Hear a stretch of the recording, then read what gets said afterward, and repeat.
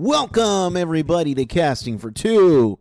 This is episode number 236. I'm always, hosted by me, Chris. Welcome, everybody.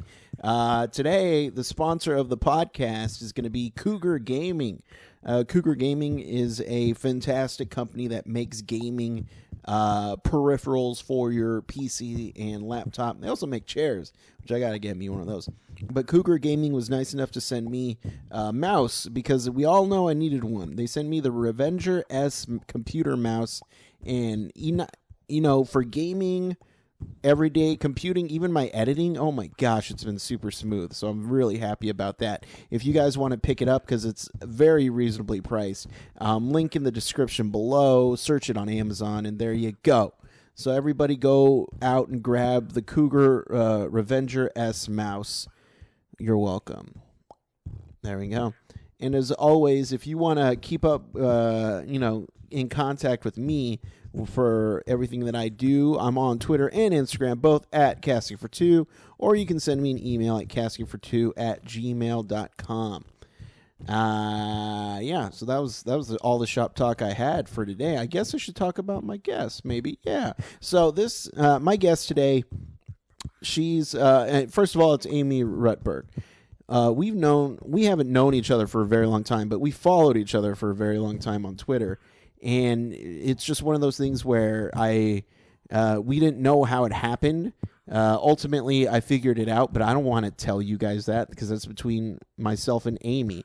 But she can be seen on the show Daredevil, the Netflix show Daredevil, which, oh my gosh, don't get me started on Daredevil. Love that show. Anyway, so we actually finally had the opportunity to sit down and chat with each other. And, Amy is a wonderful person, and she should come back for sure. But I guess let's start this episode. So sit back, relax, and Chris, cue the music, please.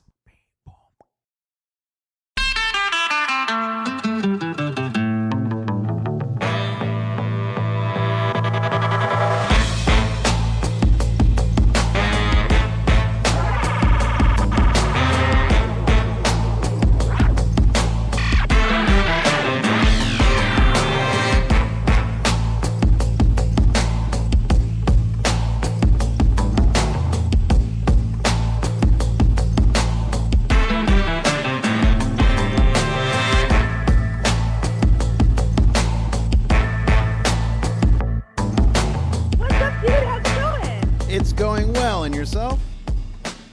I'm doing great. Are you in LA? No, I am in Texas. Oh, you're in Texas. Oh, I didn't know that. Oh, okay, cool. What's the weather like there? So it's been very weird. A couple weeks ago, it was actually snowing in San Antonio, which is unheard of, and it's been in the 30s, but now it's creeping back up to that hot stage. So. All right, so you guys are getting back to normal. Yeah, you're not freezing or rainy or but that's crazy that it snowed in San Antonio. I heard that was the case in New Orleans as well, which is really weird. Yeah, it's a true sign of the apocalypse. A true sign, as though we didn't have enough signs. This is just one more. Yeah, exactly. This is when okay, it's gonna happen now. Like it's snowing. Right. It's snowing in Texas, in the hotter parts of Texas. Cats and dogs are getting along with each other. Like it's over. That's really funny. Well, I'm looking forward to doing this podcast. Are you recording now, or do you have to officially start? Nah, we started. It's going. Oh, it's going. Okay, cool. It's going. I've been following you on Twitter for a while, and I'm trying to think. I wonder, how did you come on my radar? I was wondering the same thing. Yeah, I was like, that podcast sounds really familiar, and then I looked it up, and I was like, I follow you on. Oh, that's my social. I follow you on Twitter, but I wonder, are you a Daredevil fan? Did you reach out to me or no? Years ago. Here's the thing, because I remember we started following each other way before Daredevil even came out. Oh, that's so weird. Yeah. I wonder what the connection was. I have no idea, because I remember watching Daredevil and seeing you pop up. I was like, hey, I follow her. Wow, what a small small world. It must have been something that connected us. Either I started following you or you started following me, and then we just reciprocated. But yeah, I don't know. It was just anyway, strange small world. You know what? And so yeah, when your name popped up, I was like, absolutely, I want to chat with her. You know, we've been following each other for a long time. Why wouldn't I want to chat with her? Oh, that's so sweet. Well, I think it's great what you do, and talking to actors and musicians of of all sorts of doing all sorts of different interesting things. So I enjoy following you on Twitter. Oh, I appreciate that. And I will continue to do so. Aw, thank you. Anyway, go ahead. No, I was gonna say, how's your morning going, or afternoon now, I guess. Well, yeah, it's 3:30. So far so good. I can't say it's been a terribly interesting day. I'm still recovering. I had a shoot on Monday where my call time was 8 a.m., which is not that early. Yeah. And then they had a second unit on this shoot, and my call time was 9 p.m. So Ooh. I worked from 8 a.m. till 2:30 a.m., which is kind of a long day. Kind of. So I'm still recovering from that. And I actually have a 3-year-old.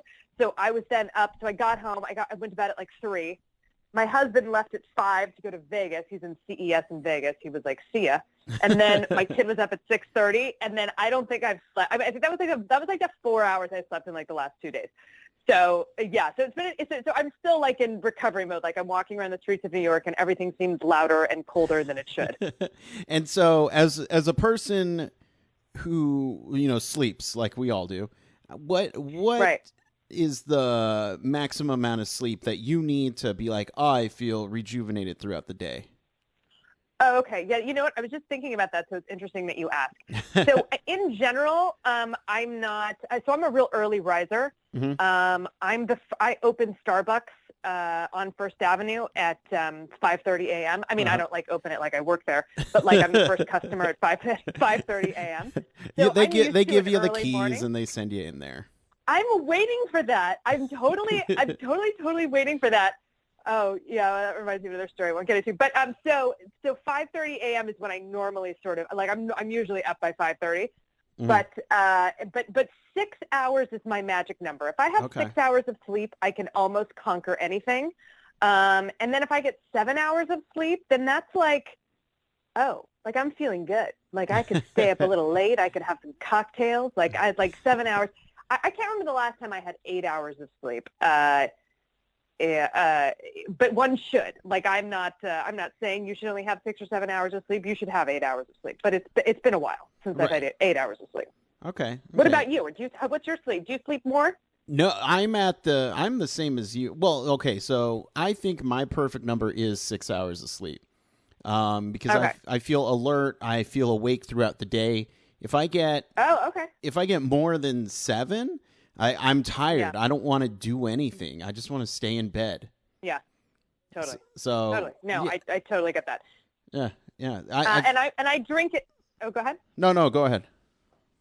I was going to say, I drink an unhealthy amount of coffee. I mean, I think it's an unhealthy amount of coffee. You probably shouldn't drink more than 2 cups of coffee a day, and I'm probably more. I'm like 3 cups minimum, and I try to cap it out at like 4 cups. Okay. I don't mean like big venti Starbucks, but like regular 8-ounce cups of coffee. I would say I probably drink 4 cups a day. That's probably too much coffee. Well, that's okay. See, I would maybe sleep better if I drank less coffee. Okay, yeah, that's probably true. See, and my best friend is a huge coffee drinker, and it blows her mind that I don't drink coffee. You've never been a coffee drinker? Never, ever. I made coffee once when I was going to school on my own and immediately got sick. Now, I'm not saying coffee's in the wrong. I'm saying I'm in the wrong. I made the coffee wrong. But still, it's like, well, I'm good. I don't really need to drink it. Do you drink tea or soda? Do you drink anything to kind of like pick you up in the morning? I mean, not in the morning. I'll drink the occasional soda, but I'm a water guy. Uh-huh. Good for you. Look at you, healthy living out of Texas. You could start a whole nother podcast. No coffee, just water. I love it. That's really great. You should continue to do that. I'm sure your body is thanking you for it. Yeah, I go through phases. Right now, it's been a couple months. I'm going just through a straight up water phase, and it's fine. I before an interview, I'm not saying I chug a bottle of water, but I drink. Yeah. I drink a bottle of water, and then I have one on deck, just kind of chilling, waiting. Good for you. That's great. That's as it should be. But so I feel like we could talk about all the liquids we drink, but we should probably talk about you a little bit and then go back to the liquids. All right, Chris, if you insist. What would you like to know? What can I help you with? Well, first off, I love talking with actors, and one of the things that I like to know is when you caught the bug. So I don't actually remember not having the bug. Mm-hmm. I was a kid who was, I was constantly referred to as an old soul by like family members and teachers, and from the time I was kind of a little kid, you sort of got the feeling that you were talking to an adult. Mm-hmm. And I was always really into stories. Like I would tell my own stories. I was obsessed with reading, and I would take it a step further, and I would like become the character.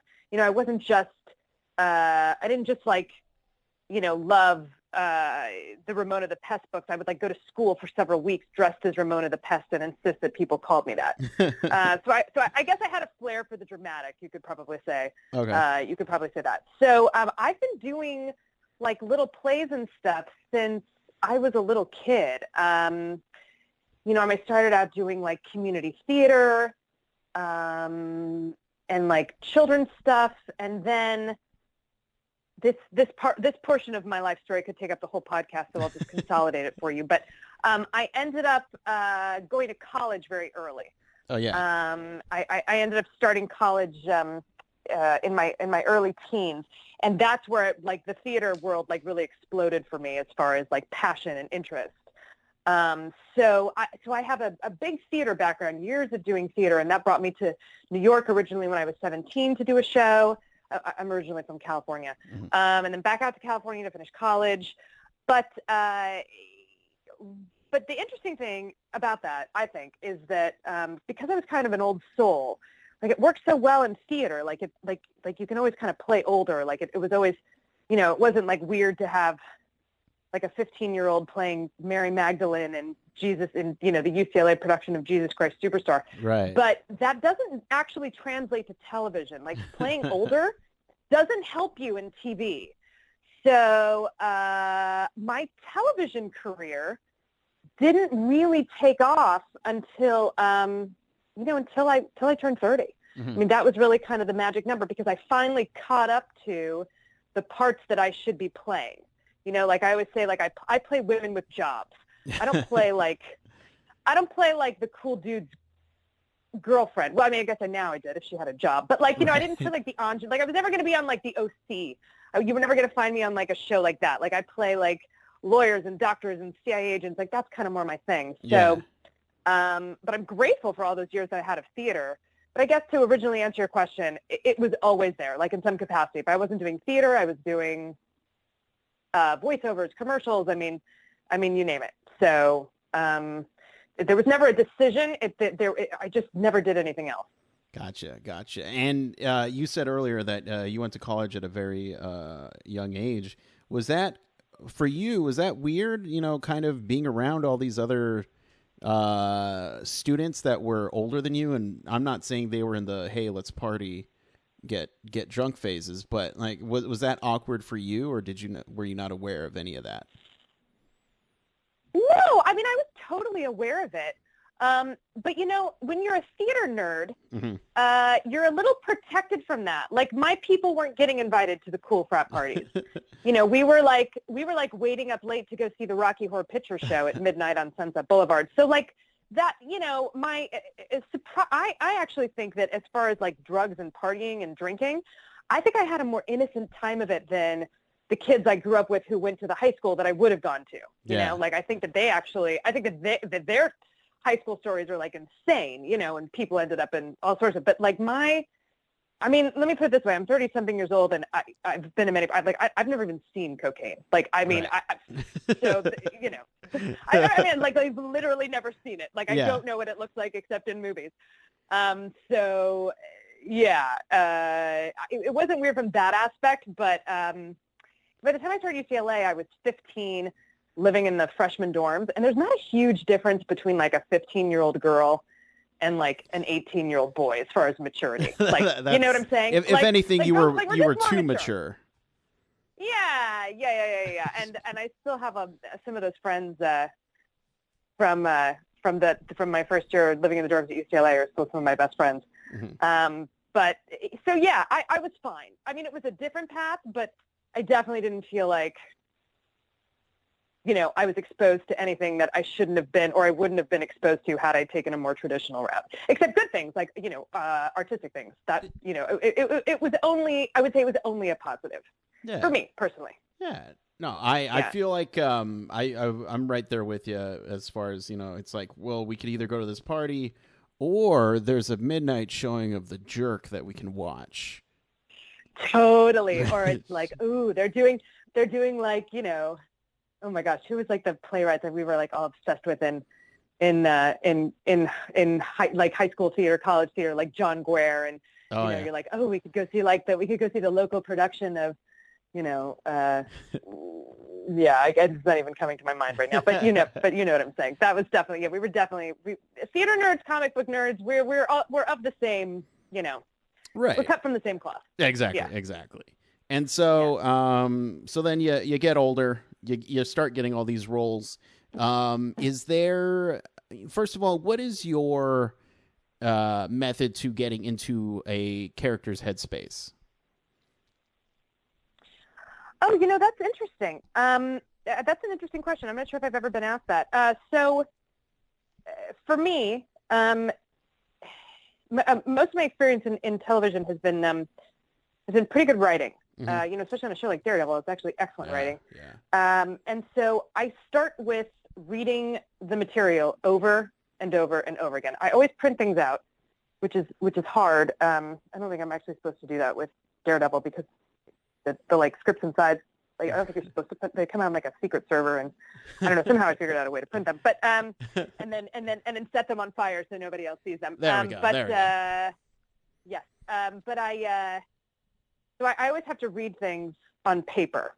I'm not a good iPhone reader, and I make markings, like notes, like I make markings on my script that have to do with not how I want to play it, but what I'm thinking, like what the character is thinking. But it actually takes me many, like I have to read it several times for those thoughts to start coming to my head. Mm-hmm. So the first thing I do is I kind of try to memorize it, and it's a loose memorize. Like you don't, like I never come to set being 100% memorized because you want that element of looseness. Like you don't want to seem like you don't want anything to be too planned. Right. So I come to set 85 to 90% memorized. But I'm trying to think the character's thoughts, not worry about the dialogue, and just be thinking as that person. But it's tough because a lot of the characters that I play, it's a lot of like dense exposition. You know, like I play ballistics experts and, you know, like stuff like that. So you definitely have to, you really have to know what you, really have to kind of, you get to look like you really know what you're talking about. Right. I also find talking faster helps. Okay. Hence the 4 cups of coffee. Yeah. So like, even if I don't exactly know what I'm saying, or that's a weird actor trick. And I'm not the only one who does this.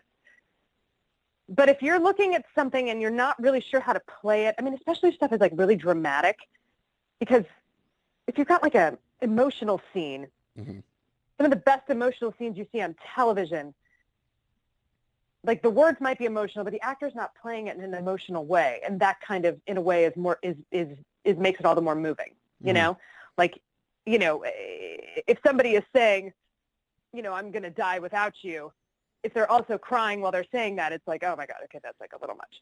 But you know, if it's taken with a thoughtful beat and then said under the breath or as an aside, it's so much more powerful, you know? Right.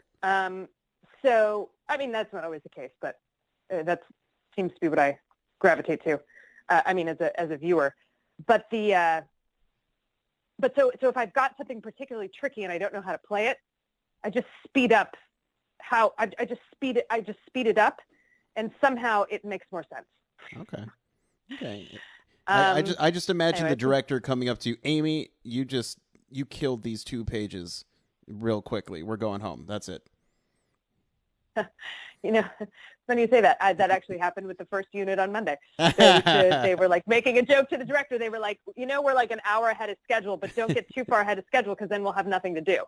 And I was like, yeah, don't, you know, all right, that's fine. We'll just add another, setup. But is it just in general, when you're talking about a lot of this specific jargon, is it hard? Mm-hmm. Like you said, you know, it's sometimes you don't even know what you're saying.